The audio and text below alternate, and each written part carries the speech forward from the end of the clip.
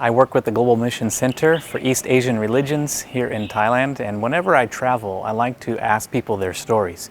People who have converted from an East Asian religion to become a Christian, because these are gems that we can learn from and understand their stories. One of my travels, I was actually working here in Thailand. I went into the northeastern part of the country, and there, Sabbath morning for worship, there was a grandma. And she was just so involved in the singing, and when it came time for the sermon, she was looking for the text in her Bible, and of course she needed help to find it. And afterwards, as I was talking to different ones, I found out that she had just recently been converted to become a follower of Christ. And so I decided to interview and find out her story. And this is what she told me. She said, "I've only been a Seventh-day Adventist Christian for the last 3 years, and now I'm 75 years old. I was like, wow, that's not very common. Oftentimes, as folks get older, they're more devout in their own faith and not looking for something else. I said, "Tell me your story." She said, "Well, it started a long time back when I was 5 years old." She said both of my parents were in an automobile accident and they were tragically killed.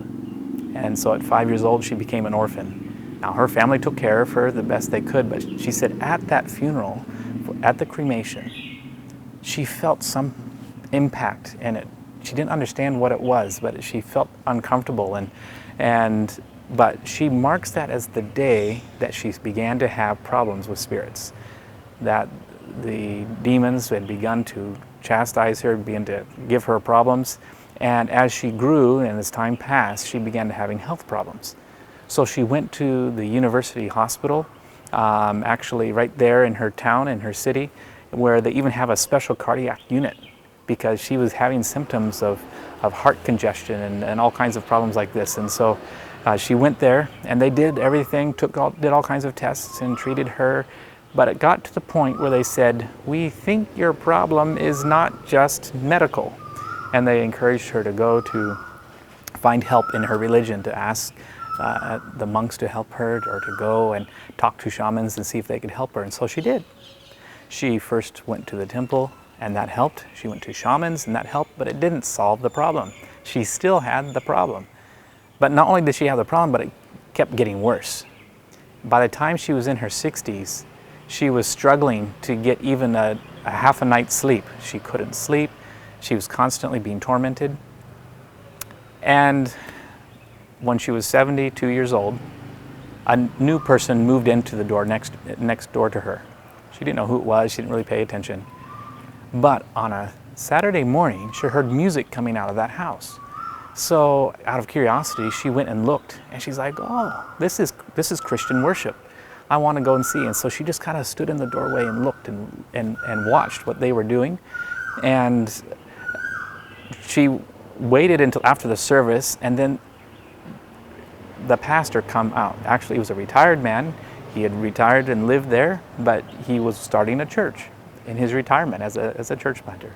He came out and talked to her and said, "You are very interested. Tell me, how can we help you?"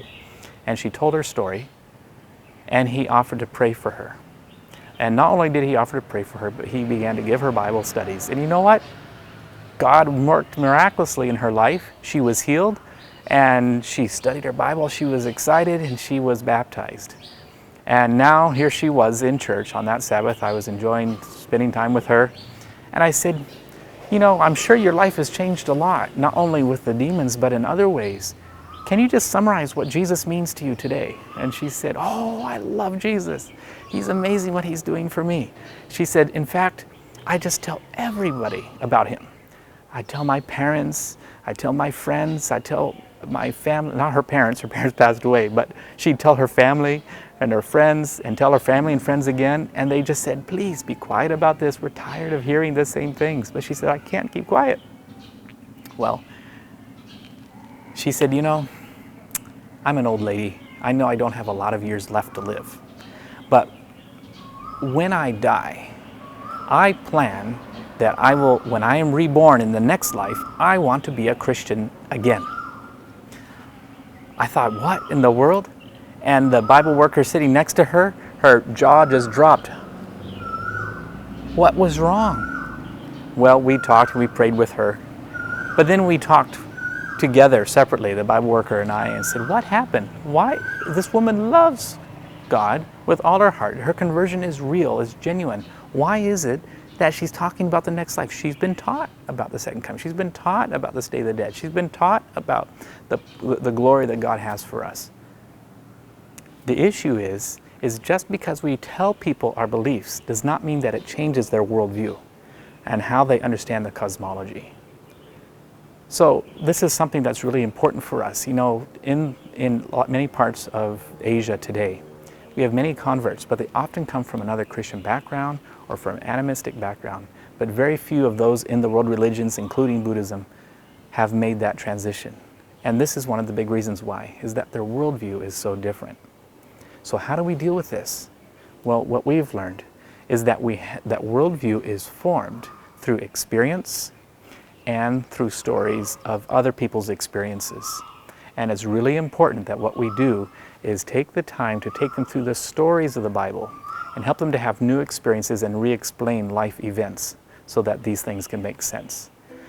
This is what the Global Mission Centers are all about in our Center for the East Asian Religions.